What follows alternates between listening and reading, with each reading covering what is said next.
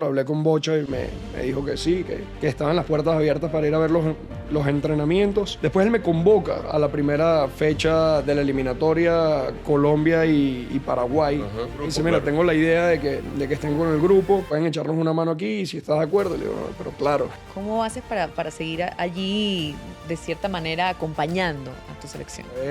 Unos nervios que creo que casi todo el país está así, mucha como ansiedad de que ya lleguen estos dos juegos que faltan, y los juegos anteriores pues uno los vive con mucho nerviosismo, o son cada juego muy importante, de mucha trascendencia, tanto para bien como para mal, entonces se vive, realmente no los disfruto nada.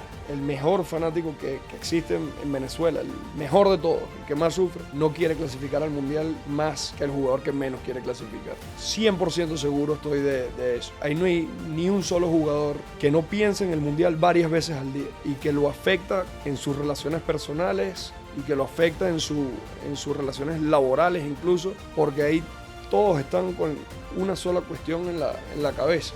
Y eso hay veces que el fanático se le olvida. Que por muchas ganas y muchos sueños que tengan, es menos que el que tienen los que están allá adentro representándonos ahorita. Y estoy segurísimo de eso.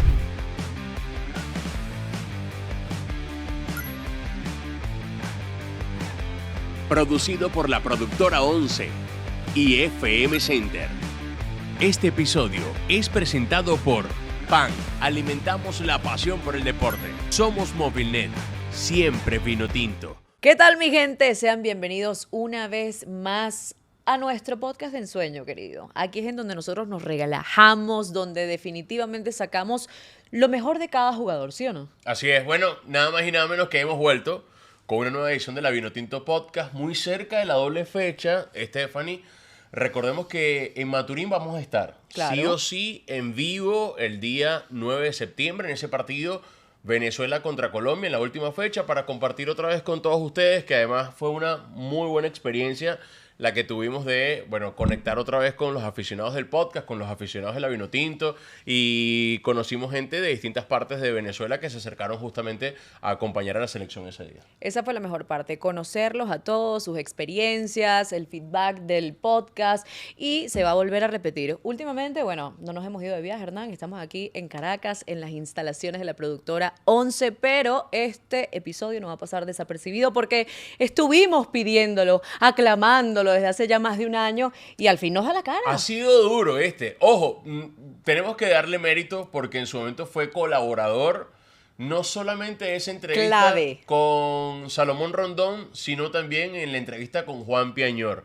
Bueno, ya por ahí pueden tener la pista de quién se trata, pero yo quiero que por favor tú hagas los honores y des el grito de guerra del episodio.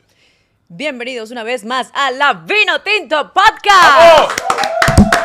Es imposible no comenzar con el gritico de guerra, Hernán, Claro. y también sería imposible no comenzar, con esos análisis o esa sinopsis que le das a cada jugador que definitivamente, no sé, a mí me gusta. Mira, desde muy joven comenzó a mostrar su talento en el Colegio San Ignacio de Loyola, luego lo hizo en el Caracas Fútbol Club y a punta de goles se fue abriendo su propio camino en el fútbol venezolano hasta llegar a la Vinotinto. También llevó goles a distintas partes del mundo.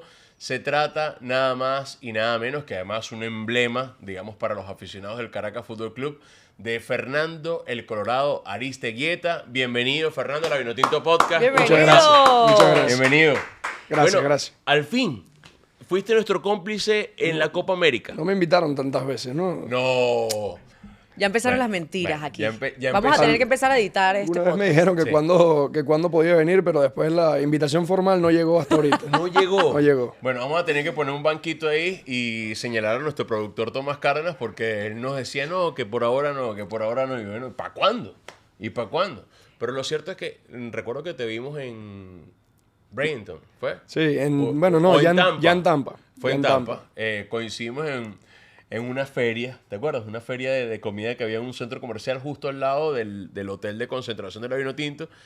Y decíamos, ¿será que Salomón Rondón nos va a atender? ¿Será que no? Tal. Y nos conseguimos a Fernando en esa feria de comida. y después nos ayudaste, o sea, fuiste uno de los promotores de Salomón en el podcast La Vinotinto, te lo agradecemos y por eso es que, bueno, de una u otra manera te disculpamos por todo este tiempo en el que no nos has podido atender.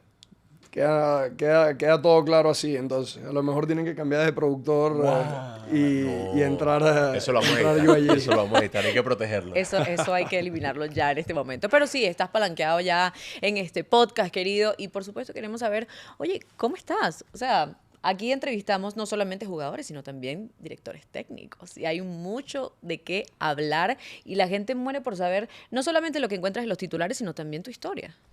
Bueno, yo estoy bien, disfrutando de esta nueva etapa, aprendiendo todos los días, asumiendo nuevas responsabilidades, que por mucho que uno se haya preparado y por mucho que uno vea cómo se desenvuelven los entrenadores que uno tuvo durante su carrera, pues no hay manera de aprender hasta que estás allí, o no hay manera de saber realmente cómo es hasta que estás allí frente a un grupo de jugadores, hasta que estás parado en la línea y hasta que tienes que tomar decisiones que tienen consecuencias directas en el rendimiento del equipo.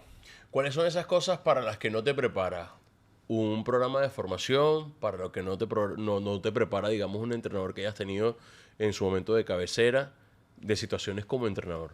Bueno, a ver, cada grupo, cada persona es distinta y cada grupo es distinto y uno formó parte como jugador de distintos grupos, entonces uno a lo largo de su carrera como jugador, uno directa o indirectamente estás viendo cómo se relacionan los entrenadores, cómo se relaciona un determinado cuerpo técnico con su grupo de jugadores, pero tú no sabes cómo relacionarte con todos los grupos de jugadores porque todos los grupos de jugadores son distintos, no sé si me explico. Claro, personalidades distintas. Personalidades distintas, necesidades distintas, aspiraciones distintas, objetivos distintos. Entonces, tú no sabes cómo es realmente hasta que estás parado ahí enfrente. A lo mejor un mismo mensaje dado de una misma manera puede llegar o no llegar dependiendo del grupo que tienes enfrente. Eso, pues, te pueden dar algunos tips, te puede formar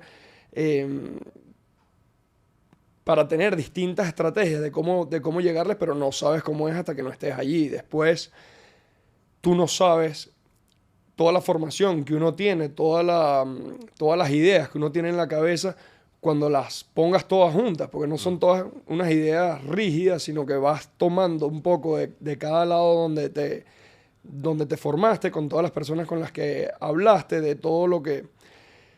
Toda la preparación que hiciste, uno va agarrando de un lado un poquito, de un lado otro, y uno va haciendo su propia idea global. Uh-huh. Y no sabes cómo va a funcionar hasta que no la empiezas a poner en práctica. Y una vez que la pones en práctica, a lo mejor te das cuenta que algo funciona, pero algo no. Entonces tienes que ir modificando constantemente. Ya estoy en mi tercer semestre en el Caracas, que son 3 grupos de jugadores distintos, con características de juego distintas, y te cambia todo. El 11 titular que puse en mi primer partido es muy, muy distinto, casi por completo al que está jugando hoy. Entonces esa necesidad constante de estar cambiando y de estar evaluándote, pues no te preparan para eso. Y la exigencia siempre allí, porque no cambia la exigencia, ¿no? La exigencia siempre está allí, por supuesto, y más en un sitio como el Caracas con la historia que tiene detrás. Además de que tu camino como entrenador apenas está empezando y en poco tiempo, fíjate, has pasado por esos 3 grupos de jugadores, han sucedido muchas cosas. ¿Cómo definirías esta nueva etapa y lo rápido que entraste a ella? ¿Ya tú podrías decir que cambiaste el chip de jugador a entrenador? ¿Qué tan fácil fue ese proceso? Cuéntanos. Sí, fue bastante fácil. A mí siempre supe qué es lo que iba a hacer una vez que terminase mi carrera de futbolista y me tuve que retirar mucho antes de lo que me hubiese imaginado, pero tenía mucha ilusión por lo que venía después. Entonces fue muy, muy natural el cambio, y lo otro fue que yo me bajé de las muletas terminando de recuperarme de la lesión de tobillo y directo entré a la cancha a entrenar. Entonces ese cambio de chip creo que lo hice desde el primer momento, y todo el tiempo estoy recordándomelo también de que hay cuestiones que ya no puedo hacer, ahora que soy entrenador, y de estar constantemente pensando en que tengo que pensar como entrenador para ciertas decisiones, por más de que sean difíciles, pues ya no puedo volver atrás, no puedo volver la vista atrás, no puedo volver a sentir lo que sentía o imaginarme lo que están sintiendo los jugadores frente a mí, tiene que llegar hasta un punto, porque ahorita pues ya soy entrenador. ¿Qué son esas cosas más difíciles? ¿Desde una acción de juego o tiene que ver más con el temperamento de repente No. en el camerino, de cómo dirigirte al grupo? O sea, Sí, ¿cuál es? mucho más vinculado a las relaciones personales. Que muchos jugadores son prácticamente de mi edad, son muchos de ellos. Compartí con ellos Como Mago, por ejemplo. como Mago, que compartí bastante tiempo con él y que fuimos compañeros durante muchísimos años y que pues la relación ahorita cambió, o sea, por su naturaleza. No quiere decir que sea mejor o peor, pero es distinta. Ya no puede ser la misma relación de confianza que puedes tener con un compañero. Y después hay ciertos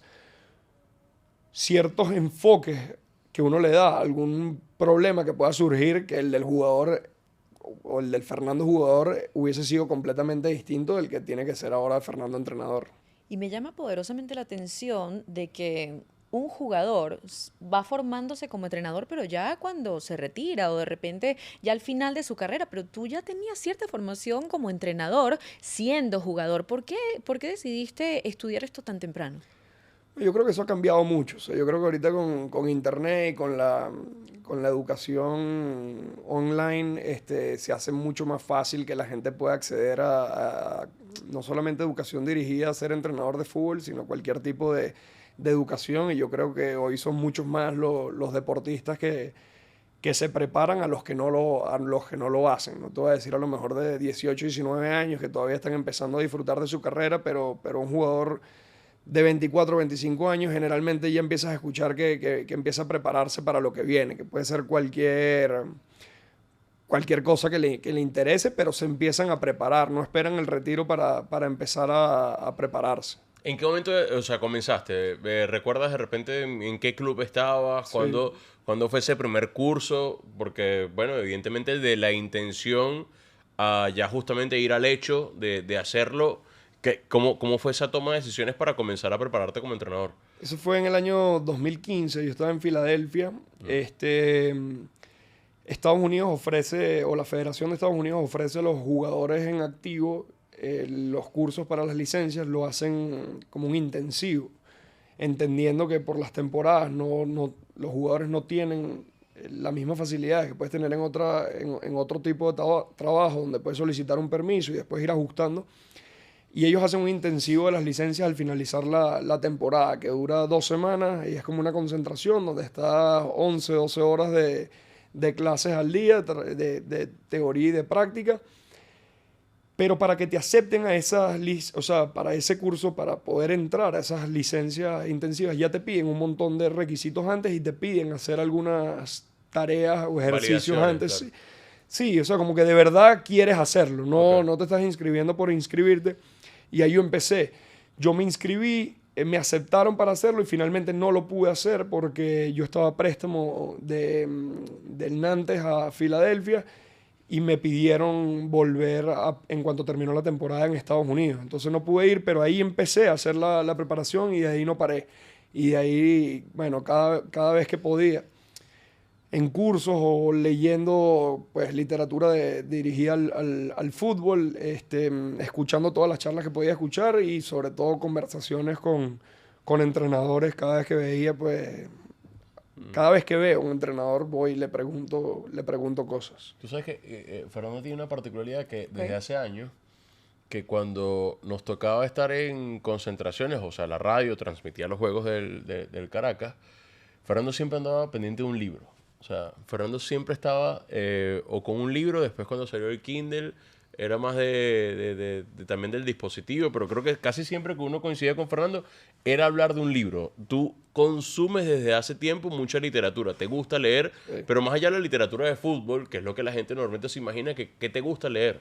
Novelas, ¿Ah, es sí? lo que leo. Sí, básicamente es lo que leo. Después, bueno, si hay un tema de fútbol, a lo mejor algún tema que me interese, sí, puedo leer algún libro de algún tema que me interese, pero leo generalmente es para desconectar por completo y ahí lo que más me sirve son las Las novelas. novelas, sí. lo Sí, que más me claro, gusta. no vale también de fútbol. Sí, Imagínate, fútbol todo el santo día también los puede literalmente ¿Cómo abrumar. presionar mejor? Entonces vas para un partido y no duerme. Va en el autobús, bueno, pensando cómo... Bueno, uno siempre pensaría que de la teoría a la práctica es muy sencillo y no lo es. Y tu primera experiencia como entrenador no es en el Caracas, sino te toca ese choque de realidad ahí en ese periodo de interinato con la sub-23 en Puebla. ¿Cómo fue ese primer encuentro con tus compañeros, tú siendo tan joven, esa decisión tan rápida? ¿Cómo fue ese proceso? Bueno, raro por lo inesperado. Yo estaba con la sub-23 del Puebla y eso un fin de semana en México, la sub-23, que ahora es sub-21. En ese momento sub-23 y sub-18 juegan en la misma jornada de primera división, pero en la mañana. Entonces jugaba Puebla-Querétaro, nosotros jugábamos a las 9 de la mañana y después jugaba el primer equipo en la noche. Ese fin de semana, nosotros jugamos un viernes, el sábado y domingo lo di libre y nos invitaron a una hacienda como a unas 4 horas de Puebla. Y le digo a mi esposa, le digo, este fin de semana es de ustedes, no me voy a llevar la computadora. Veníamos, bueno, de 2 meses o 3 meses muy intensos y nos fuimos para el paseo. Pierde Puebla, primera división en la noche y el sábado salimos para un paseo y llegó la llamada del gerente general del equipo y ya más o menos podía imaginarme para qué era, pero te digo por sorpresa porque pensé en ese momento que habían por lo menos 5 personas dentro de la estructura del club que iban antes que yo en caso de un posible interinato. Claro. Entonces, bueno, ya trabajar ese mismo día también y no, no se pudo dar el paseo completo. Y después lograste compensar a la familia justamente ese paseo. Bueno, uno intenta compensar cada vez que uno puede. Cada espacio que tengo libre trato de dárselo a los niños, dárselo a mi esposa, que son, bueno, quienes siempre acompañan y para ella a lo mejor es una decisión consciente de lo que se hace o lo que hemos hecho toda nuestra vida. Los niños a lo mejor entienden un poquito menos tema de los viajes, de las concentraciones, el por qué estoy a veces en la casa, pero no puedo estar con ellos porque tengo que estar Trabajando. tengo que estar trabajando. Entonces, bueno, sí trato de cada espacio libre que tengo, ocuparlo sobre todo con los niños. Y después lo dormimos bien tempranito para tener un espacio con mi esposa también. ¿Y cómo ha sido ese proceso para ella? Porque es a la que le ha tocado las mudanzas, todo este tema también de mudarse de Puebla, en donde también afirmaban estar bastante cómodos y de repente ya regresar otra vez a Venezuela, ese choque, ese cambio. Bueno, difícil. Ella, o sea, nosotros vivimos juntos en el año 2016. Ahí en ese momento estábamos en Francia. De Francia fuimos a Portugal, de Portugal a Venezuela, Venezuela a Colombia, de Colombia a Morelia, Morelia a Mazatlán, Mazatlán Puebla y ahorita Caracas. Entonces, son muchas mudanzas en poco tiempo. O sea, realmente es poco tiempo y es difícil. Claro que desde que nosotros empezamos a salir, y yo era futbolista y ella más o menos sabía lo que se iba a enfrentar, pero es difícil y uno llega a una ciudad y uno llega inmediatamente a trabajar y el futbolista es muy básico en ese sentido. Si tienes tu trabajo, estás contento con tu trabajo, pues todo lo demás uno siente que se va a ir acomodando un poco, pero para ella o para las esposas que tienen que adaptarse a una nueva ciudad, que generalmente son quienes se ocupan de la mudanza, de arreglar que las cosas, o sea, que todo esté en orden, no solamente en la casa, sino en nuestra vida, pues es complicado y es un apoyo sin el cual sería muy difícil.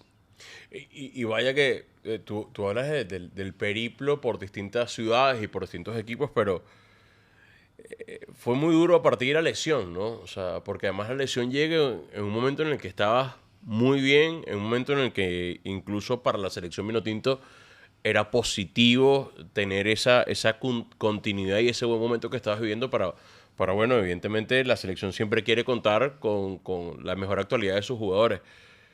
¿Cómo fue todo? Porque yo incluso llegué a escuchar un relato de cuando se da la lesión, que tus compañeros cuando vieron lo que pasó realmente les pegó, los trastornó, digamos, les impactó lo que vieron y a partir de ahí fue un torbellino de cosas, ¿no? La que pasaron a continuación. Sí, o sea, a ver, en el momento de la lesión yo, por lo que sentí, yo decía, bueno, lo que le digo, primero mi esposa en la llamada todavía en la cancha, le digo, se acabó la carrera, por lo que sentía en la pierna. Además, yo sentía que me había quebrado la pierna mucho más arriba. O sea, yo pensé que se me había roto la pierna literalmente a la mitad, que fue más o menos eso, pero más abajo, que había una posibilidad de regresar. Después, bueno, me explican lo que pasó, que va a llevar un tiempo, pero que es posible regresar. O sea, que es posible, no, que voy a regresar a jugar, que esté tranquilo, y ahí, pues ya te cambia un poco la cabeza, empiezas a ver casos parecidos que hayan habido de lesiones, empiezas a tratar de tener conversaciones con jugadores que hayan tenido esa lesión, a ver cómo les ha ido, cómo les fue en la recuperación, qué recomendaciones tienen, y ahí en la cabeza es cuánto tiempo me va a llevar, cómo volver. Achico ese tiempo al mínimo posible. Pues se me infecta, tengo que volver a operarme, me explican qué es lo que va a pasar a partir de allí, cuáles son los escenarios. Y ahí fue, bueno, ahí termino, me vuelven a operar, vengo para Venezuela a jugar. Sentía yo que no estaba bien y bueno, no pude. No pude. Y después cuando vuelvo a ir a una serie de especialistas, o sea, como pedir varias opiniones y ahí fue que me entero que no voy a poder jugar, que no voy a poder jugar más, o que va a ser prácticamente imposible y que el riesgo de no poder caminar. Y ahí, bueno, te pega, al principio te pega, pero después en realidad lo manejé, creo, viendo hacia atrás, que lo manejé bastante bien. A lo mejor hablas con la gente que está alrededor mío y te dicen que no es así, pero en mi cabeza creo que lo manejé bien, sobre todo lo que les dije antes, de que tenía en mi cabeza que iba a ser entrenador, y dije, bueno, si esto llega antes, llegó antes, ¿qué vamos a hacer? No, ya está. Claro, que está en mi control.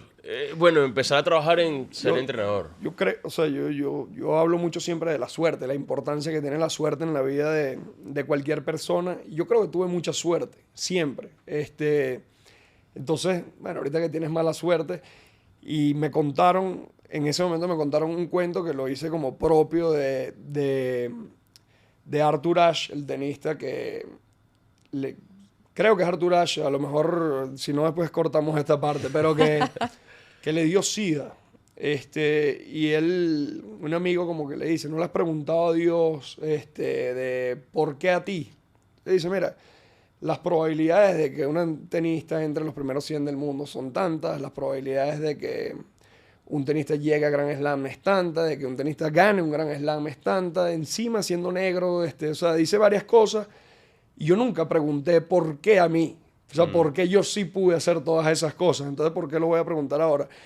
Y al final yo lo llevo a la suerte, es decir, pero si yo tuve tanta suerte y soy consciente además de la suerte que tuve siempre, pues ahorita me tocó un poquito de mala, no hay más, o sea, yo creo que hay que verlo así, adaptarse y seguir. Y así es. No, bueno, y también puede evidenciar que lo tomaste de la mejor manera. Una anécdota que me marcó, que contó tu esposa, de que hubo una época en la que te la pasabas encerrado en el cuarto de visita y ella pensaba que era que estabas deprimido y realmente lo que estabas haciendo era ya enfocándote en esta nueva etapa de ser entrenador, de arreglando todo en una carpetica, y eso habla perfectamente de ti y de esa resiliencia, ¿no? Ahora, tú has tenido momentos maravillosos en tu carrera, siendo también conocido por ser el primer venezolano en anotar en la Ligue 1, en la primera división francesa. Entonces, por supuesto que hay muchas cosas que me gustaría resaltar también en esta entrevista. ¿Qué recuerdas de tu carrera? Esos highlights con los que tú más recuerdas tu etapa como jugador. Todo. Yo me recuerdo, pero de prácticamente todo en mi carrera. Y soy un agradecido de las cosas que me tocó vivir, que fueron muchas más de las que me imaginé, o con mucho menos me hubiese conformado, hubiese estado contento. Y por eso dije ahorita que tuve mucha suerte y que soy un agradecido de haber tenido la carrera que tuve, haber tenido las experiencias que tuve, coincidir con la gente que coincidí, jugar en los estadios en los que jugué, en los equipos que estuve, las culturas que conocí. O sea, son muchas cosas y soy plenamente consciente de ellas y no las... O sea, de verdad, muy agradecido. ¿Qué cosas son las que más recuerdas? Porque yo recuerdo era Daniel Nicola. Recuerdo que una vez hicieron un curso de entrenadores y él hablaba de un chamo que lo había visto en las inferiores del Caracas y que, mira, cuando le pega la pelota, de verdad que la pone, que Daniel Nicola, que en paz descanse, por cierto, le pega muy bien a la pelota y después te vimos entrando en primera división, te vimos dando esos primeros pasos con el profesionalismo y por supuesto después lo que llegó con la Vinotinto y todo lo demás, pero ¿qué cosas son las que más valoras de todo ese arranque, de toda esa carrera en su gestación? Yo creo que lo que uno más valora es los compañeros, o sea, la cantidad de compañeros que uno tuvo, las amistades que uno forjó, pero te repito, me recuerdo de absolutamente todo. Sí me recuerdo del primer día llegando a Cocodrilos, que Nicola era el entrenador de la sub-17, después cómo se fue dando ese proceso, de cómo se dio o cómo subía al primer equipo del Caracas, después, bueno, toda esa primera etapa en el Caracas, después la ida a Francia y de ahí en más. Creo que los compañeros, a lo mejor es lo que uno recuerda con más cariño, después algunos momentos determinados después de un partido en el vestuario, que es quizá la alegría más intensa que hay, es apenas termina el partido, esos momentos posteriores cuando llega, no se da en todos los partidos, lógicamente se da contadas veces, pero hay veces que la energía es tan fuerte en cuanto termina el juego y estás ahí en el vestuario, que esos son momentos muy, muy especiales. Además de que no solamente vives momentos especiales, sino que también por tu carrera y esa pasión a la que le das a todo lo que haces, te hace perderte de momentos especiales, como el nacimiento de tu primer hijo, Luca. Muchas cosas que sucedieron. Y hay otro cuento que también... Ahí está poniendo la cara de que investigaron. Me quería acordar de un cuento que me dijeron así. Pídele que te lo cuente si es valiente. Un ukelele desaparecido. Mira, no sabes la curiosidad. Primero, un ukelele. Segundo, que desapareció. Y tercero, si es valiente, echa el cuento. Tienes que contarlo. No, bueno, lo voy a contar. Nosotros, eso fue para la Copa América del 2019, que, bueno, es justamente la Copa América en la que me pierdo el nacimiento de mi hijo. Yo compré un ukelele. Nosotros íbamos a concentrar en Estados Unidos antes de la Copa América. Un juego primero contra Ecuador, que yo todavía no llegué. Yo llegué directo a Atlanta, que se jugaba contra México. Y después de ahí íbamos a Cincinnati a jugar contra Estados Unidos. Yo pedí para Atlanta, pedí un ukelele. O sea, que me meto en Amazon y pido que llegara un ukelele. Yo estaba aprendiendo a tocar en ese momento. Bueno, o ya tenía un tiempo tocando, por lo menos tenía mis 10 canciones. O sea, de que podía tocar 10 canciones y... ¿Qué canciones metías ahí? Jack Johnson, no sé. Ojalá fuese Jack Johnson, tonterías. Pero... Y dije, bueno, ahí en los momentos, generalmente después de las cenas, que nos reunimos a jugar póker o a hablar y ya está, dije, bueno, ahí saco mi ukelele, les canto la canción y bueno, pasamos un momento distinto, pues se van a reír, pues esto no se lo va a esperar nadie que va a llegar con un ukelele. Y bueno, estuvo así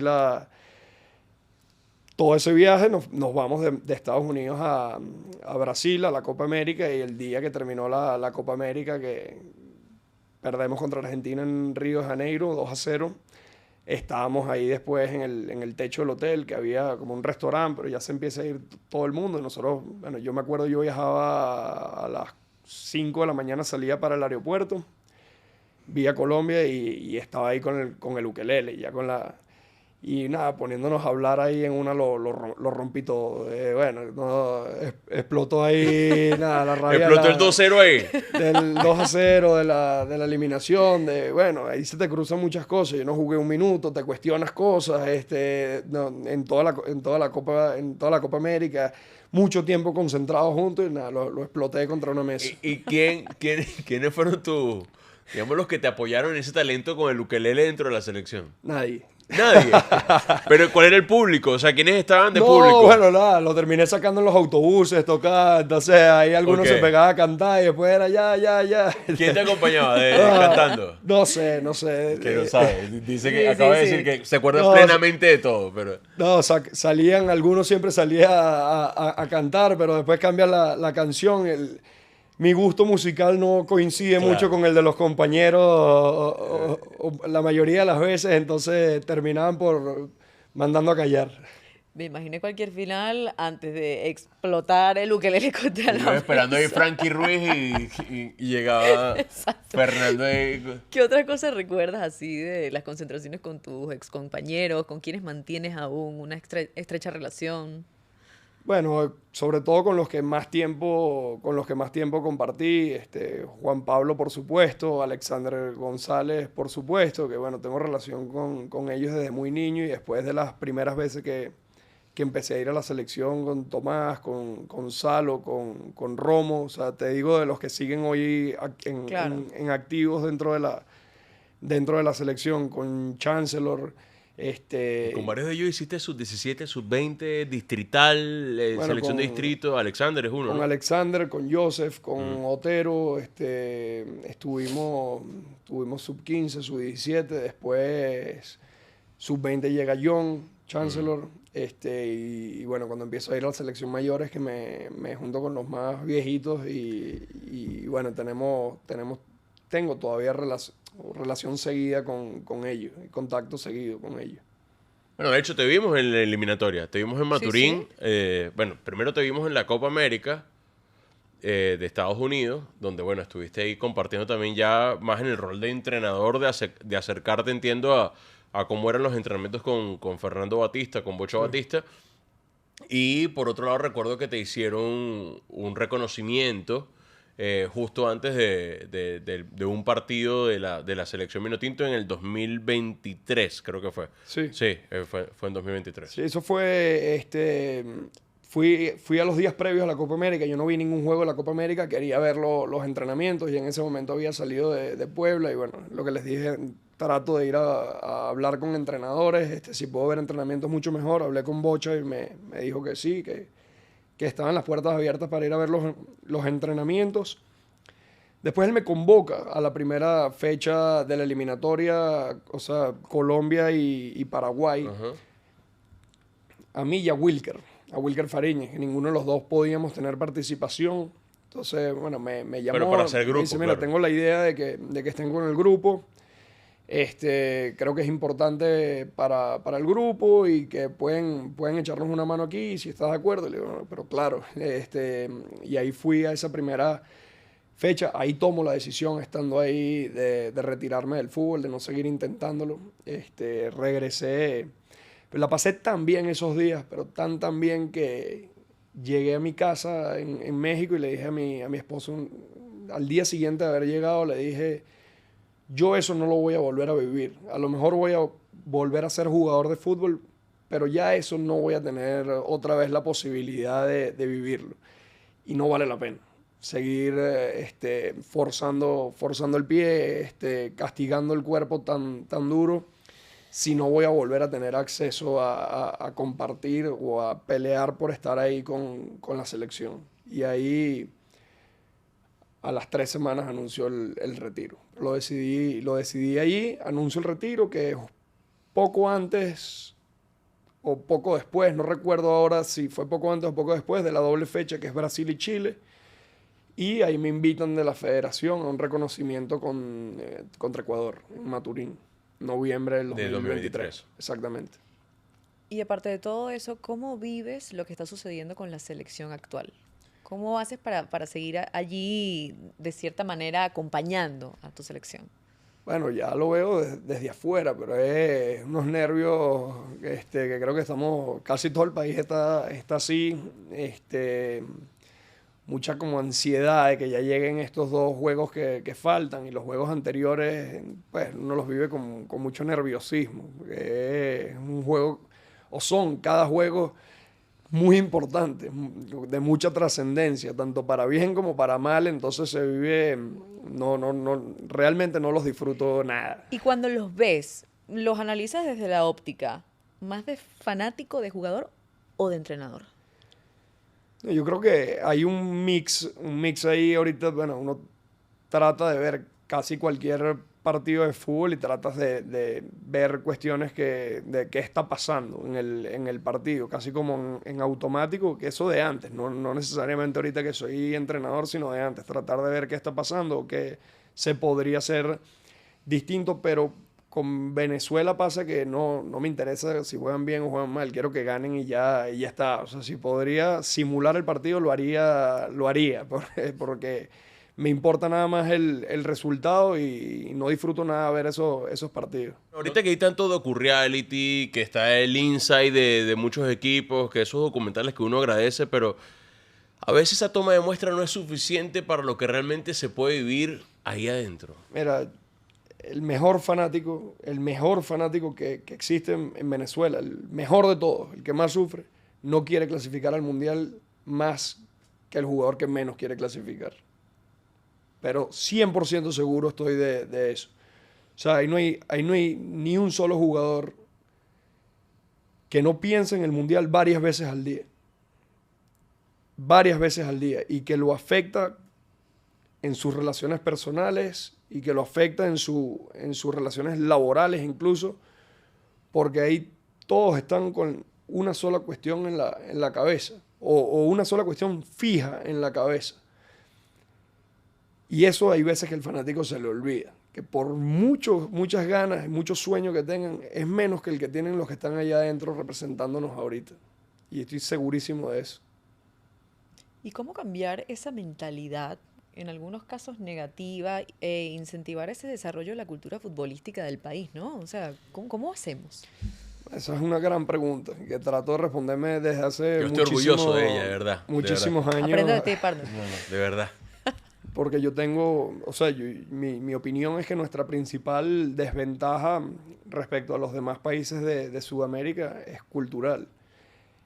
Y hay mucha gente que no lo ve así, pero en el fondo nuestros problemas son culturales, o sea, o están muy influenciados por nuestra ausencia de cultura futbolística. Y es urgente que nosotros busquemos la manera de generar cultura de fútbol, y es muy difícil, porque bueno, las cuestiones culturales no suceden generalmente de un día para otro, y menos con una actividad que tiene 150 años practicándose. O sea, no es que es una actividad que acaba de aparecer y que puede haber un fenómeno que detone que de un día para otro se dé un movimiento cultural. Pero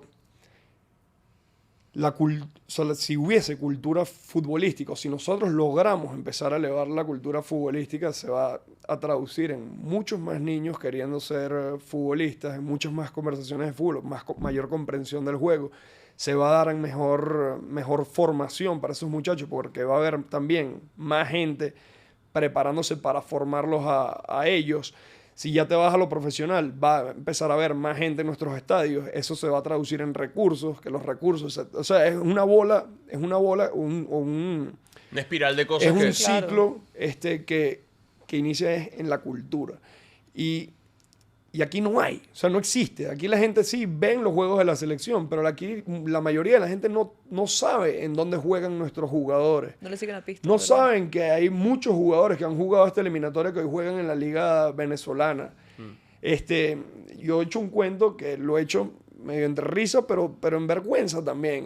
Porque si lo echas afuera, pues te dicen, wow, o sea, yo tenía un mes y pico aquí en Venezuela. Y yo aquí mi rutina es más o menos la misma de toda mi vida, o sea, frecuento los mismos lugares que fui toda mi vida, y había mucha gente con 5 jornadas jugadas ya con el Caracas o dirigidas con el Caracas que me decían, wow, qué bien que vas a ser entrenador del Caracas, ¿cuándo empiezan? Entonces, dicen, no, ya llevábamos 5 partidos, pero eso no existe en otros países de Sudamérica. Y eso tiene consecuencias que a lo mejor lo ves y tú dices, bueno, es superficial, al final, ¿qué tanto? Si los 30 convocados de Venezuela, de los 30 casi todos juegan afuera o todos juegan afuera, porque hemos tenido convocatorias donde no hay ni un solo jugador de la liga venezolana.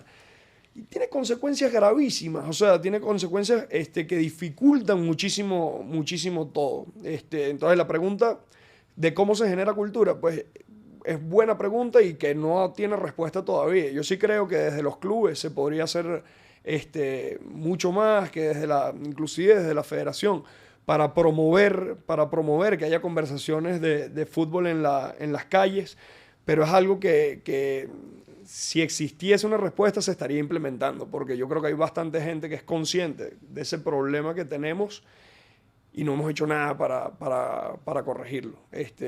Hubo un momento, te diría que post Copa América de Venezuela 2007, poquitito más adelante, que empieza a ir gente a los estadios y empezó a ir gente cada vez más a los estadios y hubo un momento entre los años, bueno, después se da la Copa América el 2011, que Venezuela Cuarto tiene lugar, mucho claro. éxito, cuarto lugar, y hubo ahí unos años, 3, 4 años, que hubo mucha gente en los estadios y que parecía que por fin se iban, que iban a empezar a suceder todas estas cosas. Y ya no, volvimos atrás a estadios vacíos, a que no ves camisas de los equipos del fútbol venezolano en las calles. De repente cuando juega la selección sí se ven más camisas de la Vinotinto, o bueno, en el día a día puedes encontrarte camisas de la Vinotinto, pero hay cero conversaciones de fútbol de aquí. Hay conversaciones de fútbol muy lejanas, Es que incluso muy lejanas. si te vas a temas de resultados, ese Caracas de 2009 que llegó a los cuartos de final de Libertadores, o sea, en esos años no solamente pasaron cosas con la selección nacional, sino también en los clubes. Y yo recuerdo que, digamos, el promedio de asistencia a los estadios era muy bueno. Y no sé si tiene que ver con la economía. No creo, porque hay muchos equipos, o sea, aquí en Caracas juegan 4 equipos, de los cuales 3 tienen entrada gratis. Claro. Y van muy pocas personas. O sea, de hecho, menos que el Caracas, que cobra la entrada. Pero, o sea, si fuese por la economía y te dan entrada gratuita, son varias las razones. La cuestión es ver, y yo creo que ahí tiene que haber, pues, la gente que toma decisiones, de sentarse a ver y buscar ayuda, a lo mejor claro. en otros países. Pues, sí. La película Invictus, que va de un libro de John Carlin, pero que habla de la transformación de Sudáfrica, o cómo ayudó el rugby, la película más que el libro, pero la película está más dirigida hacia Los Springboks. Exacto, más dirigida hacia el Campeonato Mundial de Rugby, pero ahí hicieron un trabajo de culturización de rugby en el país. Yo no sé si alguien ha llamado a los sudafricanos a preguntar si eso de verdad fue así y si hay algo de lo que podamos aprender de esa historia. Pero estoy seguro que deben haber en otras disciplinas, o inclusive en fútbol, otros países donde hayan logrado ir. No lo vamos a cambiar, no vamos a tener la cultura futbolística de Brasil o de Argentina o de Colombia en 2 años. Pero sí tiene que ser más de la que tenemos hoy en día. Y sí tenemos que hacer más de lo que estamos haciendo hoy en día, creo yo. 1000%. Conclusión, aún no tenemos conclusión, pero bueno, ustedes también pueden comentar aquí abajo qué opinan ustedes acerca de este tema, que realmente tiene muchas aristas de las cuales podría crearse 1000 debates. Y económicos no son. Aquí tú lanzas un Bad Bunny en el Monumental y así las entradas estén por los cielos, la gente va a ir. Porque es verdad, o sea, hay que incentivar eso, la cultura futbolística del país. Eso con la gente, pero con los jugadores. Ahora tú que tienes ese contacto con los tuyos a nivel de enseñanzas, de poder entrenarlos, ¿qué has implementado de todo lo que has aprendido en otros países acá en Venezuela, en donde tenemos que también hacer el trabajo en las canteras? Bueno, todo lo que, o sea, eso que decía antes, que uno se va preparando, y cuestiones directas de preparación y con la experiencia que también uno aprende mucho, uno va creando como una idea general de las cosas, de metodología de trabajo, de ciertas normas que se tienen que seguir, o más que normas, ciertas conductas que hay que tener fuera de la cancha. Y bueno, después tengo mi idea de juego, mi metodología de trabajo, que es la que he tratado de implementar desde el principio. Uno trata de transmitir, sí, más en la relación personal, es de cómo debe vivir un futbolista. Y hay varias cosas que hicimos o que estamos haciendo desde que asumí el puesto de entrenador del Caracas, que me dicen, no, eso no funciona aquí. ¿Por qué? Porque el jugador venezolano no es profesional. Entonces, bueno, si ese es tu argumento, vamos a tratar de cambiarlo. O sea, eso no puede ser argumento para nada. Porque yo sí estoy de acuerdo que el jugador de la Liga Venezolana, el jugador promedio de la Liga Venezolana, no es profesional, pero cree que es profesional. O sea, no es profesional no porque no quiera hacerlo, sino porque no sabe cómo serlo. si tú comes de una determinada manera y tú piensas que estás comiendo bien, tú crees, o sea, estás haciendo un esfuerzo para comer, pero si a lo mejor te dicen, mira, así no se come, o si tú crees que la preparación para un entrenamiento es hacer A, B y C, y llega alguien y te dice, mira, A, B y C está perfecto, pero tienes que llegar hasta la H, entonces el que hace la B y C no es, sino que no sabía que está la D, la E, la F, ¿me entiendes? O sea, Exacto. entonces hay que... En eso sí he tratado de ir convenciendo y creo que hemos avanzado un montón, por lo menos en el Caracas, en ese sentido, que son cuestiones esas, que a lo mejor no vas a ver el resultado de un día para otro, pero es justamente generar cultura, no tanto hacia, o sea, cero vinculada hacia el fanatismo, sino hacia cómo debe vivir, cuál es la higiene de vida que debe tener un jugador Los hábitos. hábitos de vida que debe tener un Un atleta, claro. un atleta, un futbolista profesional. Entonces, bueno, tema de hora de llegada, tema de alimentación, tema de la preparación pre-entrenamiento y post-entrenamiento, la importancia que tiene, ir a los detalles, lo que hemos hecho distinto, digamos, porque después idea de juego y metodología de trabajo tiene todo el mundo, distinta, pero todo el mundo la tiene. Después, esos detalles fuera de la cancha, he sido fastidioso, fui fastidioso conmigo mismo y noté mucho la diferencia cuando aprendí a hacer las cosas. Yo creo que también nosotros y todos los futbolistas o todas las personas que tienen más o menos mi edad vieron un cambio de cómo se entrenaba, de cómo se cuidaba el deportista, de todas las herramientas que hay ahorita a disposición que no existía cuando nosotros empezamos a jugar. Y nosotros vimos un cambio gigante, Una profesionalización en todas las áreas que... pero enorme. Claro. Enorme o sea, la ciencia llevada al deporte que está cada vez más. Pero nosotros vimos un cambio muy, muy grande en nuestra etapa de jugadores. Y vimos también que los que se adaptaron a eso antes, cómo empezaron a sacar ventaja.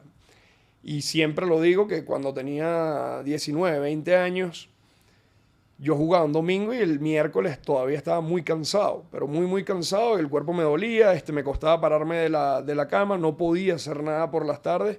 Y yo me retiré, cuando me retiré, o a los 30 años, cuando me lesiono, pues yo jugaba un sábado un partido y el domingo, como recuperación, podía ir a jugar golf. Que eso era imposible completamente 10 años atrás. O sea, me sentía muy bien. O Y podía eso que ir a estaba jugar más joven, en fin. en teoría, o sea, cualquier persona te diría, no, pero a los 20 años sí, pero no tenía los hábitos que tuve después, que tuve a partir más o menos de los 24 o 25 años y que me modificaron mi cuerpo por completo. Fernando, volviendo al tema de los hábitos, el futbolista venezolano, bueno, siempre hay como una pregunta recurrente, destaca en sub-17, destaca en sub-20, pero luego cuando llega al mar abierto, por así decirlo, que es el universo de jugadores, le cuesta dar ese salto para transformarse y, digamos, mantener esa línea evolutiva importante. Tiene que ver mucho con los hábitos. Puede ser los hábitos, también puede ser que la formación nuestra, y en eso hemos mejorado un montón. O sea, yo veo cómo trabajan ahorita en las categorías inferiores y no tiene nada que ver a cómo trabajábamos nosotros, desde la edad que llegan los jugadores a los equipos profesionales o a la edad que empiezan a trabajar dirigidos al deporte de alta competencia, es mucho antes que nosotros y mucho mejor de lo que tuvimos nosotros. Nosotros somos una generación que aprendió a jugar fútbol jugando fútbol, o sea, ya en el profesional. Pero nosotros llegamos con unas carencias muy, muy grandes. Y en ese sentido, yo tuve suerte que estaba en el Loyola, que tuve un entrenador como Paulín Páez Pumar, que a lo mejor era muy por encima de la media en ese momento. Y hay determinadas personas que tuvieron la suerte de contar con un entrenador de niños por encima de la media. Pero nosotros llegamos con unas carencias muy, muy grandes al fútbol profesional. Después, bueno, fuimos aprendiendo a medida que jugábamos, de los jugadores profesionales que estaban, y uno va agarrando maña, uno va empezando a entender un poco mejor el juego, pero no llega con carencias muy, muy grandes. Yo creo que ahorita cada vez eso se va a ver menos, y bueno, la prueba está que cada vez hay más jugadores afuera, Y creo que en buen momento, o sea, porque ahorita generalmente cuando sale una convocatoria de la selección, tú agarras la lista y hay varios que están en buen momento en sus clubes y en sitios importantes, y eso cada vez va a ir a más. Pero dentro de la formación entra lo que tú dices de los hábitos, que es parte fundamental. Y hay mucho trabajo por hacer. Yo creo que ya se ha hecho un trabajo importante. Creo que los clubes y la federación han entendido que lo más importante está allí abajo. Y se puede seguir creciendo un montón, pero ya se está haciendo bastante más de lo que se hacía antes. Y recordando un poco tus inicios también, que es el único tema que no hemos ahondado por allí, ¿cuáles fueron esos factores determinantes que contrarrestaron esas carencias en tu época?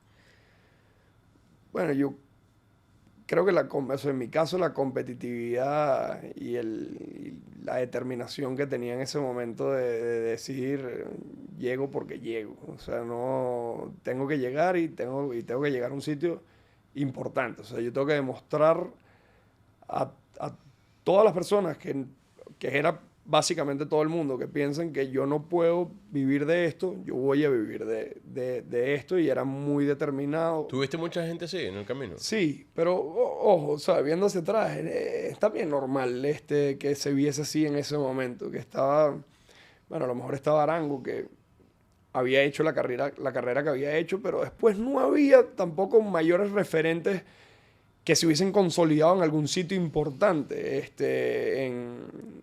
te diría que ninguno, más allá de Arango. Entonces, yo empiezo a jugar fútbol profesional en el año 2009. Ya empezaban a aparecer, bueno, ya Tomás, si no estoy mal, ya estaba allá afuera. Salo, también en ese año se da la clasificación al Mundial Sub-20. Empiezan a aparecer, pero no. La única carrera consolidada afuera que tú digas valió la pena. Indiscutible, claro, Arango. Era la de Arango. Sí. No habían otras. Entonces, pues era mucha gente como, coño, pero ¿estás seguro? O sea, y era como, tenía eso en la cabeza, y era una persona muy, muy competitiva, mucha confianza en mí, que después en algún momento el fútbol, en ese momento piensas que vas, o yo decía, yo voy a ser el mejor delantero del mundo, y por lo menos voy a trabajar para hacerlo. Después el fútbol te va acomodando y te vas dando cuenta que no vas a ser el mejor delantero del mundo, y ahí uno empieza también con los primeros golpes, bueno, a absorber inseguridades, y empiezas, bueno, a terminar de definir tu personalidad. Pero en ese momento, cuando estaba empezando, no decía voy a llegar, o sea, yo pensaba que iba a jugar en el Real Madrid o en el Barcelona, y lo tenía puesto en la cabeza, o sea, y vamos a ir o sea, no a ir a un mundial, a ganar un mundial, o sea, y era así todos los días. Y yo creo que así lo compensé, y casi todos, te diría que es más o menos así, una determinación desmedida para una persona de esa edad. Y después cuando empiezas a jugar, pues ya te encuentras con tipos que te van enseñando. Los mismos compañeros, tú lo vas viendo cómo juegan, o vas viendo cómo, ok, si yo hacía esto contra alguien de mi tamaño o alguien más pequeño que yo, me servía, pero ya contra estos tipos que son más grandes que yo no puedo hacerlo. Empiezas a ir buscando, ok, dónde están las ventajas, o cómo saco posibles ventajas, y en las que no puedes tú, pues ves a otros hacerlas y vas tratando de adaptarte. Pero el aprendizaje es continuo. Yo pienso que aprendí cómo jugar hasta el final, hasta el día que me retiré. Esa línea de tiempo, Napoleón Centeno llama, suena el teléfono. ¿Qué pasó? ¿Cómo fue ese momento? Bueno, en realidad fue Marcos Matías, me llama. Asistente de César Farías sí, en su momento. pero que era el asistente de César, pero también era el seleccionador sub-20. Nosotros estábamos concentrados en la selección sub-20, y me llama Matías que baja a su habitación. Pero eso es, nosotros íbamos a jugar, o nosotros no, la selección iba a jugar en Japón. Y César, en sus locuras de preparación, que bueno, que daban resultado, pero nos tenían muertos a nosotros, porque los entrenamientos eran 9 de la noche y 4 de la mañana en el Brígido Iriarte. Claro, la selección mayor dormía en el Hotel Ávila con las habitaciones acondicionadas para dormir durante el día, con todo sellado perfecto, oscuridad total dentro de las habitaciones, y desayunaban a las 7 de la noche, almorzaban a las 12 de la noche y cenaban a las 7 de la mañana Wow. y a dormir todo el día para irlos adaptando a la... Nosotros entrenábamos a las 9 de la noche, a las 4 de la mañana, pero desayunábamos, almorzábamos y cenábamos a la hora que tocaba desayunar, almorzar y En la cenar. misma hora, claro. Entonces era de siesta en siesta, muertos, y muchos videos, además, muchas charlas, y me llama Marcos Matías que baja a su habitación en plena siesta. Bueno, otra vez. Te vas para el hotel de la selección mayor, viajas mañana para Japón. Ahí llaman a, mira, te estamos yendo a buscar, baja con tus cosas, que ya estamos llegando. ¿Qué? Y fue así. O Y sea, a partir de ahí, Bueno, a partir de ahí esos días siguientes fue como una película además Japón, o sea, de imagínate, Disney, sí, no, sí. pero ya va, tú no de- estabas acondicionado para irte como los otros. No, bueno, pero ahí te acondicionas rápido. Exacto, agarraste el no ritmo. importa nada. No, yo estaba como en una película, me sentía en una película. Bueno, el viaje, los compañeros, estar ahí, y yo decía, bueno, nada, y llegamos a Japón además, o sea, Claro, es por eso que te digo, no fue que bueno, debuté en tal sitio, no, en tal ciudad, no, sino Japón, o sea. y bueno, y las comodidades que uno tiene cuando está en la selección mayor, uno ni se las imagina que existen cuando estás en formación. ¿Qué te sorprendía? ¿Quiénes te ayudaron a acoplarte con el equipo? Bueno, los que más... Tuve la suerte que habían varios compañeros míos del Caracas Ok. allí. Entonces fue como bastante natural. Creo que éramos 6 del Caracas en esa convocatoria. Los otros delanteros con los que... Porque estaba Eder Farías, que también era su primera vez con la selección, pero después estaban Alejandro Moreno y Pequeño Rondón. Y los dos me ayudaron un montón. O sea, los dos estuvieron muy cerca de mí. Con Pequeño lo conocía de antes porque el Pequeño es de Cumaná y mi familia es de Cumaná, entonces lo había conocido antes. Y Pero fue no eran esos viajes familiares que hacían, ¿te acuerdas? Que nos contó Juanpi. No, pero en esos viajes no fue nunca Pequeño. Bueno, Ok. Pequeño es bastante mayor que nosotros. Ahí jugábamos fútbol muchas horas en esos viajes. Pero Pequeño lo conocía y fue muy cercano. Y Alejandro, no sé si bueno, Alejandro también es de Loyola. Fue mi compañero de cuarto en ese viaje y también me ayudó muchísimo. Bueno, de estar cerca de mí, preguntarme cómo me sentía, eran muchas cosas nuevas y bueno, nada, disfruté un montón esos días. ¿Y otros momentos así determinantes o icónicos en la selección que recuerdes? De repente esa Copa América del 2021 con ese tema del COVID, todo eso, ¿cómo fue que recuerdas? Estábamos concentrados aquí en Caracas, jugamos contra Uruguay aquí en Caracas. Empataron. Sí, empate en el Olímpico y al día siguiente nosotros estábamos con medidas del COVID, de que no nos expusiéramos, no sé qué. Fuimos a cenar, un restaurante en las Mercedes, todos juntos, el restaurante estaba cerrado para nosotros y varios compañeros empiezan a decir que se sienten mal. Y bueno, echábamos vaina bueno, se siente pendiente con el COVID, pero como teníamos tantos días que no veíamos a mucha gente y si veíamos a la gente era con tapabocas, broma, como que realmente no le dimos mucha importancia. Al día siguiente, que ya viajábamos para Brasil, Tomás dice que no puede, le hacen la prueba de COVID y sale positivo. Entonces no viaja. Y varios seguían como que se sentían mal, nos hacen la prueba todos los demás negativos y viajamos. Creo que se queda Rolf, si no estoy mal, Rolf Felcher también se queda, creo que también sale positivo. Prueba bajándonos del avión, prueba llegando al hotel, prueba al día siguiente y salen, no sé cuántos casos salieron, no recuerdo, pero eran montón de casos, bueno, que tuvo que viajar otro avión con jugadores que estaban aquí en En la Venezuela, liga. de la Exacto. liga local, fue muy traumática todas esas semanas porque además estábamos en un hotel, cada uno en un cuarto, pero tenías un policía frente a tu puerta del cuarto como O para sea que el control sanitario era muy riguroso. muy riguroso. Entonces almorzábamos unas mesas bien grandes, pero de a 3. Entonces, o sea, las comidas eran de a 3 personas. Entonces te toca ir a servirte a ti. Entonces fue como que no se disfrutó tanto como debió haber sido. Una Copa América que estás mucho tiempo concentrado juntos, que te permite otro tipo de dinámicas y no fue así. Me toca ser capitán de la selección, Pero hay muchos jugadores que, o sea, hay algunos que debutaron en la selección en Copa América, contra Brasil, además, en Brasil. Uy.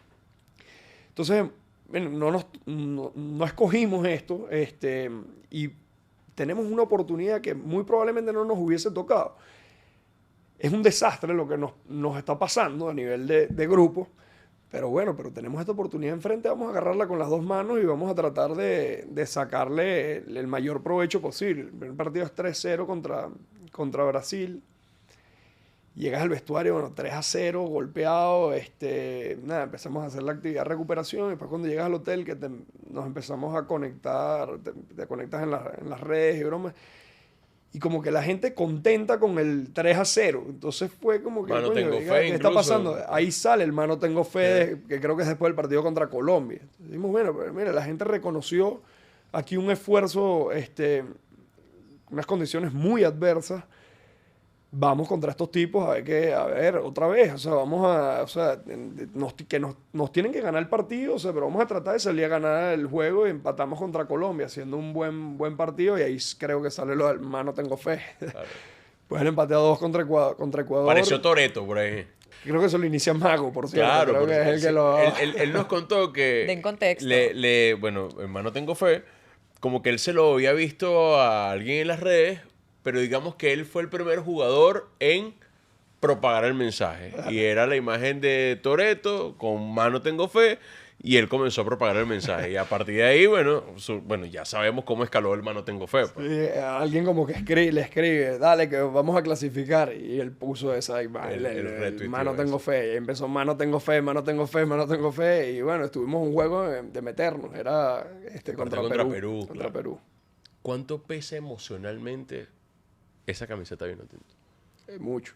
Porque ¿Sientes el peso de la camiseta, una responsabilidad con la gente? O sea, ¿cómo es? Porque a veces la gente no dimensiona justamente lo que pueden vivir ustedes dentro de la selección. bueno, tiene una dimensión mayor.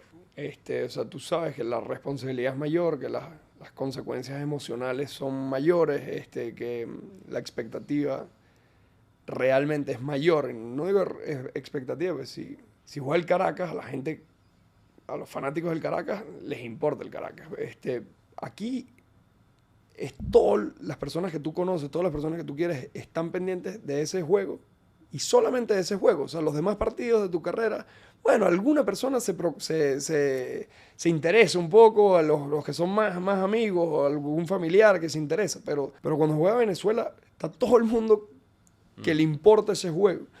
Y eso lo sientes y es siempre especial y eres siempre consciente, por lo menos yo lo fui y creo que la gran mayoría son conscientes de que la repercusión es mucho mayor de lo que puedas hacer en otros sitios. ¿Y cómo te la llevabas con esa parte ya crítica, la gente con su negatividad? ¿Eso llegó en algún momento a afectarte como jugador o tú eras de esos que no veo redes sociales, no me importan los comentarios? ¿Cómo lo llevabas? Bueno, el único sitio que aprendí mucho porque en casi todos los lugares donde estuve, bueno, sí te pueden escribir alguna crítica o desmedida o de falta de respeto, pero generalmente muy pocas. Cuando llegué al fútbol colombiano, sí eran muchas, o muy buenas o muy malas, pero todo el tiempo. Y ahí lo que hice fue crearme unos perfiles privados y ya está. Y veía, o sea, seguía a mis amigos o a la gente que quería seguir en Instagram, la seguía y me comunicaba con ellos. Y la otra cuenta, digamos que la dejaba la allí. dejabas ahí, la metías en el freezer. Y si me iba a meter algún día a poner alguna foto, pues la ponía y me salía otra vez, porque si no te vuelves loco.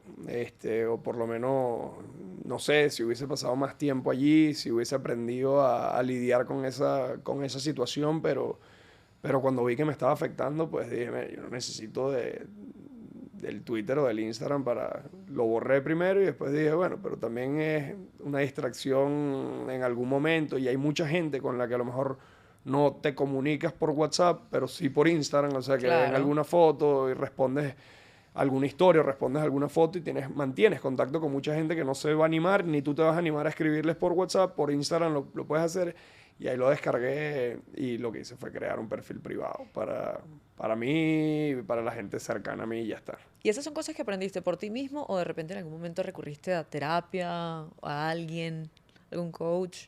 No, o sea, bueno, casi toda mi carrera estuve con psicólogos, ya fuese del equipo, pero trataba de buscar, casi siempre traté de buscar de afuera, porque bueno, ¿Te sientes más cómodo? Sí, sí, porque si compartes con alguien en el día a día, pues siento que coño, voy a estar contigo todo el día y además te voy a hablar de lo que me está afectando, te sientes más incómodo, más...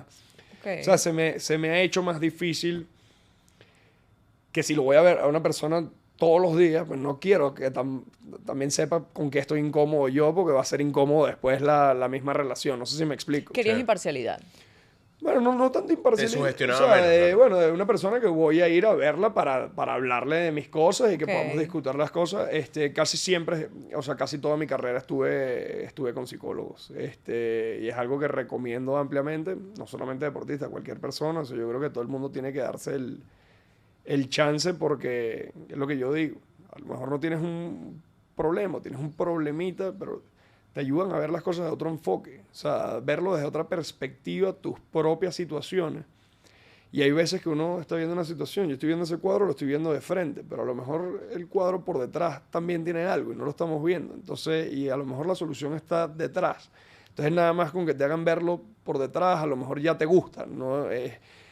Entonces yo creo que es algo que la gente debería hacer y que lo recomiendo todo el tiempo y que bueno, yo lo sigo haciendo. Y no es que espero a tener un problema o a sentirme mal para hacerlo, pero sí cada tanto tiempo bueno, a hablar, a comunicar, a drenar un poco y tratar de ver lo que estoy viendo de otra manera.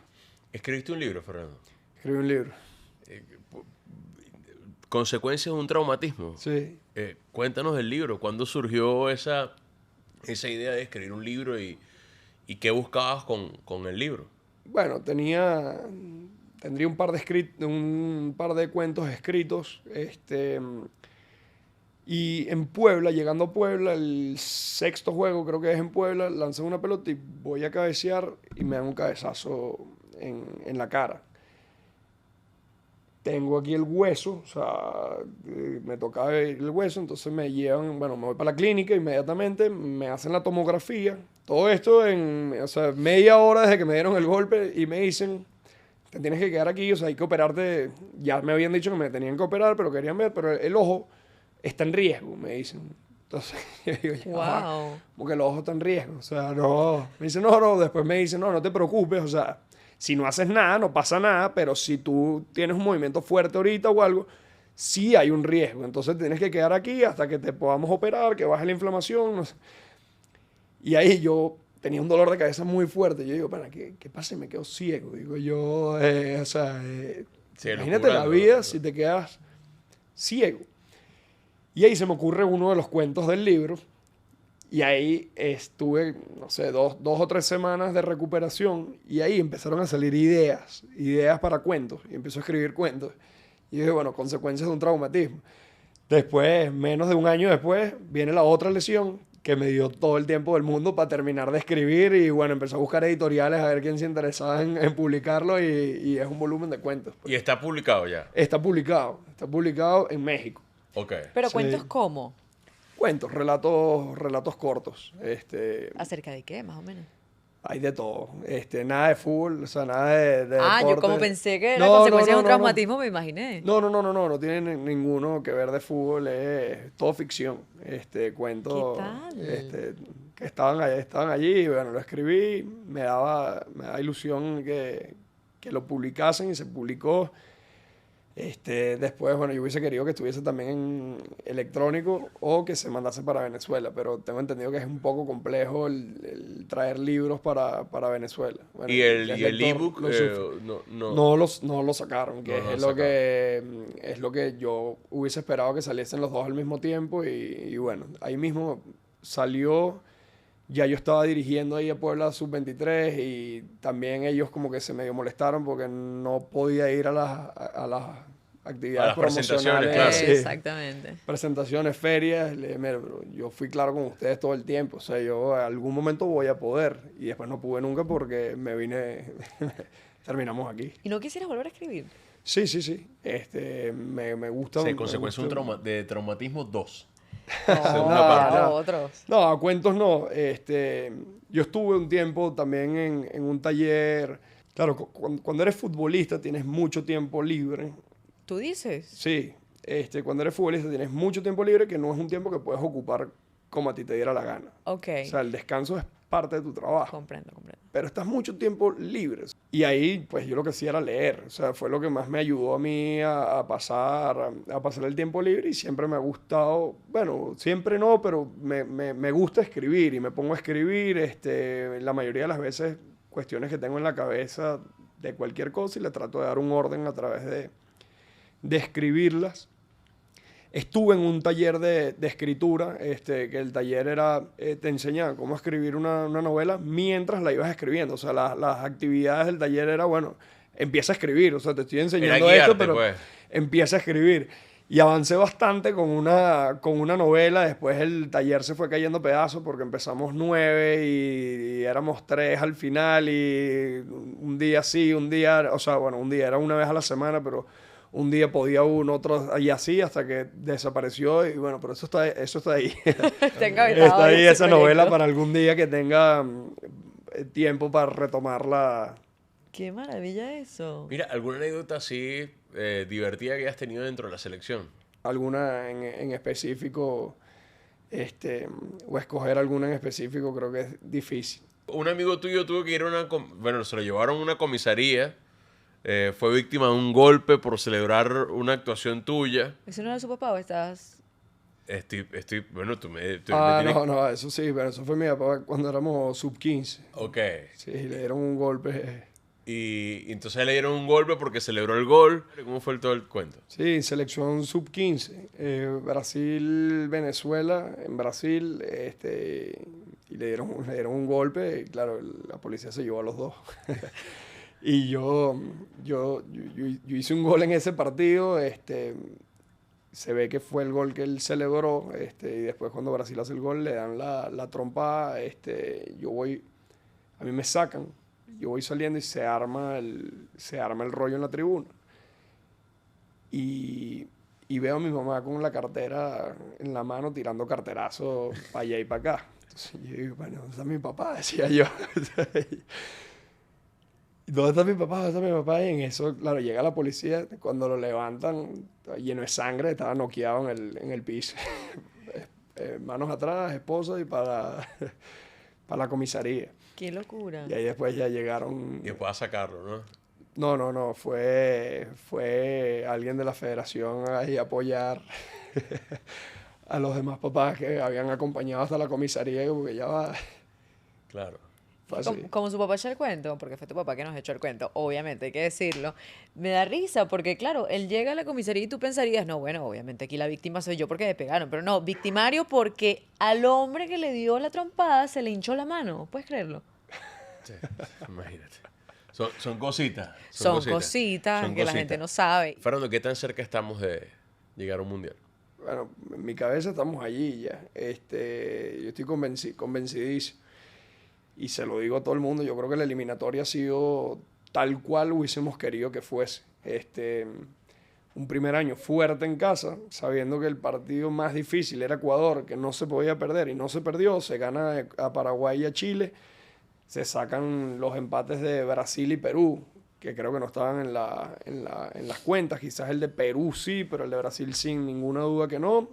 Y Barranquilla, pues tú dices, no sé quién te hubiese dicho vamos a ir a sumar en Barranquilla. Puedes hacerlo, todos los partidos se puede sumar y todos los partidos se plantean para sumar. Pero siendo realistas, jugábamos contra una selección que venía muy bien en su casa. Después el segundo año era el más difícil, que era Brasil, Argentina y Uruguay en casa. Yo creo que cualquier persona que le hubiesen dicho 3 puntos en esos partidos lo agarra. Yo creo que sí. da rabia los partidos de Chile y Paraguay allá porque los estás ganando los dos y que te los hayan dado vuelta, que ahí es la sensación. Y lo otro es Bolivia a 4.200 metros, que ganamos una vez en Bolivia, y Uruguay aquí, ¿no? y empatamos otro. Pero fue un partido que, coño, se juega 100 veces, perdemos 99 de esa vez. Y bueno, el de Uruguay, el de Argentina aquí, claro, que te queda la sensación, lo pudiste haber ganado, lo mismo. Pero todo el mundo sabía allá adentro que el segundo año iba a ser muy difícil, que había que sobrellevarlo, y este era el año. Y este era el año que además los dos juegos que había que ganar se ganaron. Y esta selección desde hace mucho tiempo, este grupo de jugadores, los juegos importantes los ha ganado. Los partidos que te dice, bueno, hoy hay que ganarlos, los ha ganado. Y yo creo que la eliminatoria está donde queríamos estar. Claro que da rabia esos dos partidos de Chile y Paraguay. En Santiago y Asunción, pues estaríamos ya dentro. Pero estamos ahí. O sea, yo siento que durante la eliminatoria hemos tenido desbloqueos de muchas primeras veces. La primera vez que se le empató a Brasil, la primera vez que éramos favoritos en unos cuartos de final de una Copa América, porque contra Canadá había cierto favoritismo para que Venezuela... Y bueno, le va a tocar por primera vez enfrentar un partido de esas características, que es el todo o nada en caso de llegar al repechaje, amén que lleguemos al repechaje, para clasificar al Mundial. Yo creo que estamos donde tenemos que estar. Y aquí estamos manifestando. Fer, un mensaje para los muchachos. Para los jugadores. Claro. Nada, agradecerles siempre lo que les escribo después de todos los partidos en un grupo donde hay varios que les doy las gracias cada vez que termina un juego yo creo que es el sentir del venezolano por todo lo que generan, por el esfuerzo que ponen, por lo que nos hacen sentir todos los fines de semana, especialmente cuando están con la selección, pero todos los fines de semana los lugares que han conquistado, y al final a muchos de ellos lo que quisiera decirles todo el tiempo es gracias por todo lo que han hecho por el fútbol venezolano y por el país. Y bueno, después de cada partido con la selección les agradezco. ¿Y a la gente? Bueno, la gente, yo creo que ya yo no estoy en posición de darles mensajes a la gente, pero que sigan esas mismas energías, que se pone la piel de gallina, inclusive sin estar ahí, pero se junta la gente afuera del hotel de concentración en cualquier ciudad de Sudamérica donde esté la selección, y que se agotan las entradas de visitante en cualquier estadio donde juegue la selección apenas salen, y que quise ir a comprar una camisa de la selección y no había en ningún lado porque están agotadas, que sigan con esa misma ilusión, porque yo estoy convencido que los jugadores esa energía se le transmite a los jugadores, y que ellos son plenamente conscientes de que tienen ese empuje allí. ¿A nuestro productor? No, ese mejor le hablo en privado. Mira, Fer, qué bonito, pero no digas eso de que no estás en posición. Tú siempre vas a estar en posición. No, pero quiero decir, la gente aquí está con una ilusión. Ya yo, hoy no soy parte de la selección. Eso es lo que quiero decir. O sea, yo creo que para hablarle a la gente, los que tienen que hablarle son los que están. Pero has estado. Una vez vino tinto, siempre vino tinto. A mí, yo odio cuando empiezan, no, porque el ex vino tinto, chico. Eso es algo que vas a llevar para siempre. Esa es tu bandera, eso es parte de tu historia y el legado, por supuesto, que dejas en esta selección. Nos encantó compartir aquí contigo. Por fin, chicos, lo logramos, nos aceptas la entrevista. ¡Wow! ¿La pasaste bien? Muy bien. Estuvo tranquila. Pensé que venían más afilados. ¿Que esperabas que golpes bajos? Sí, estará... Polémica. Qué mala fama, vale. Qué mala fama tenemos, Es que el productor no hizo un buen trabajo buscando anécdotas buenas. Ay, Dios mío. Vuelven a la calle. Mira, este episodio va a terminar como de 45 minutos, como en 15, de todo lo que tenemos que cortar, chicos. Pero bueno, la pasamos espectacular una vez más aquí en la productora 11. Próximamente más capítulos. Gracias por su fiel sintonía. Los queremos mucho. Será hasta la próxima. Este episodio llegó a ustedes gracias a Somos Movilnet, siempre vino tinto. PAN, alimentamos la pasión por el deporte. Producido por la productora 11 y FM Center.